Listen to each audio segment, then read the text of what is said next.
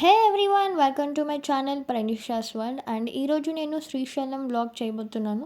And నేను శ్రీశైలంలో కొన్ని ప్లేసెస్ కవర్ చేశాను, అవన్నీ ఈ వీడియోలో చూపించాలనుకుంటున్నాను. అండ్ మీకు అక్కడ మెయిన్ టెంపులే కాకుండా చుట్టుపక్కల చాలా టెంపుల్స్ ఉంటాయి. సో ఎవరైనా వెళ్ళిన వాళ్ళు ఆ ప్లేసెస్ కూడా చూడొచ్చు. అండ్ నేను దాంట్లో కొన్ని ప్లేసెస్ ఈ వీడియోలో చూపిస్తాను. అండ్ ఫస్ట్ అయితే మేము శ్రీశైలం డ్యామ్ని చూస్తాం.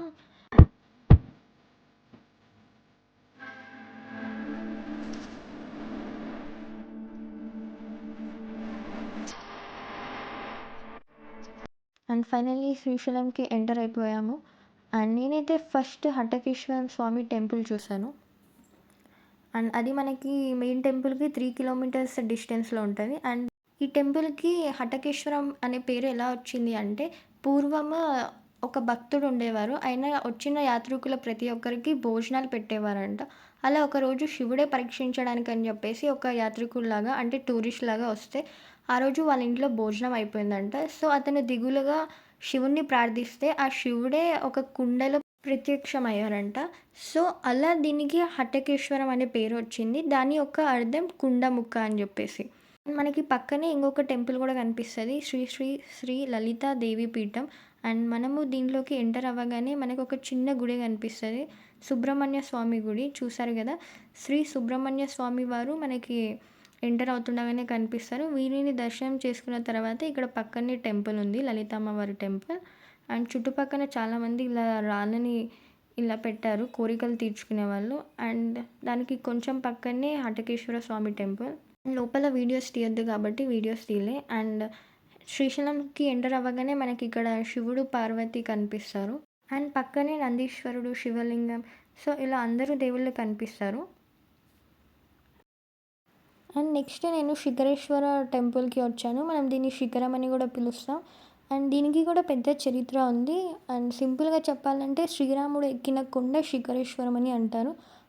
మనం ఎంటర్ అవుతుండగానే ఇక్కడ శిఖరేశ్వర స్వామి దేవాలయం ఉంటుంది. అండ్ లోపల మనకి శివలింగం కనిపిస్తుంది. అది దర్శనం చేసుకొని పక్కనే ఇంకొక చిన్న టెంపుల్ కూడా ఉంటుంది, వీరభద్ర స్వామి టెంపుల్. సో చూసారు కదా, ఇలా చిన్నగా ఉంది, ఇప్పుడు క్లోజ్డ్ ఉంది. సో ఈ స్వామిని కూడా దర్శించుకొని మీరు ఒకవేళ పైన చూడాలనుకుంటే టికెట్ తీసుకోవాలి. ఓన్లీ కిందనే దర్శనం చేసుకొని వెళ్ళాలనుకుంటే టికెట్ తీసుకోవాల్సిన అవసరం లేదు. నేనైతే పైన శిఖరం కూడా చూడ్డానికి అని చెప్పేసి టికెట్ తీసుకున్నాను. టికెట్ వచ్చేసి 40 రూపీస్ ఈచ్. అండ్ ఇక్కడ చూసారు కదా, చాలామంది జనాలు ఉన్నారు. ఈరోజు సాటర్డే, మేము వచ్చింది సాటర్డే అవ్వడంతో చాలామంది జనాలు అయితే ఉన్నారు. ఒకవేళ వీక్ డేస్లో వస్తే తొందరగా అయిపోతుంది దర్శనం. ఒకవేళ సాటర్డే, సండే, మండే అయితే జనాలు ఎక్కువ మంది ఉంటారు. అండ్ ఇక్కడ బైనాక్యులర్ ఆప్షన్ కూడా ఉంది. సో 5 రూపీస్ ఇచ్చి బైనాక్యులర్లో చూడొచ్చు. అండ్ ఒకవేళ చూస్తే మీకు అక్కడ శ్రీశైలం టెంపుల్ ఒక గోపురాలు కనిపిస్తాయి.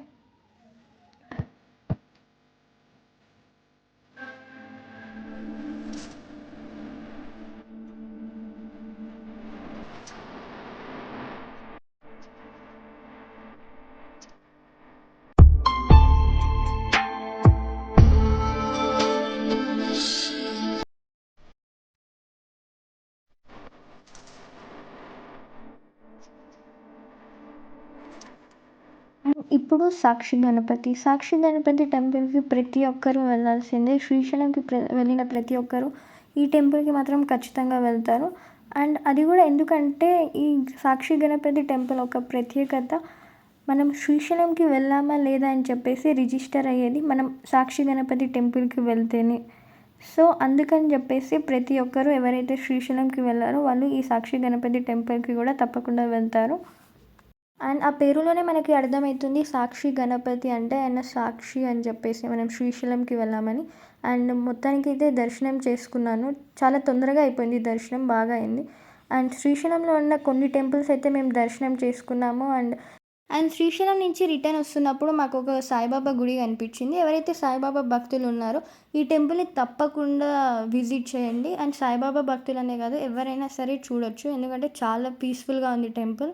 అండ్ నేనైతే ఫస్ట్ టైం చూశాను ఈ టెంపుల్, ఇలా ఒక టెంపుల్ ఉందని చెప్పేసి. చూడగానే నాకు ఎందుకో వెళ్ళాలనిపించింది. అండ్ లోపలికి రాగానే ఈ నేచర్ మొత్తం చూసి చాలా బ్యూటిఫుల్గా ఉంది.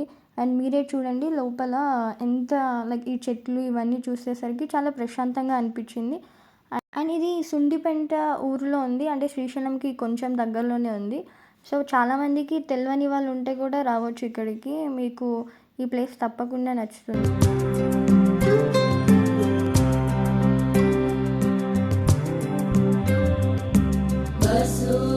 वसुदेवसुतं देवं कंसचाणूरमर्दनं देवकी परमानन्दं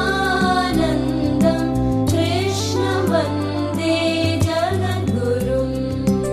నెక్స్ట్ నేను ఉమామహేశ్వరం గుడికి కూడా వెళ్ళాను. సో ఆ గుడి గురించి మీకు ఇంకొక వీడియోలో చూపిస్తాను. Thanks for watching this video. Subscribe. మీకు ఈ వీడియో నచ్చితే లైక్ చేయండి. శివ ఓం నమ శివాయ. శివ శివ హరనే సోణాచలని అన్నామలయే పోట్రి. హర ఓం నమ శివాయ.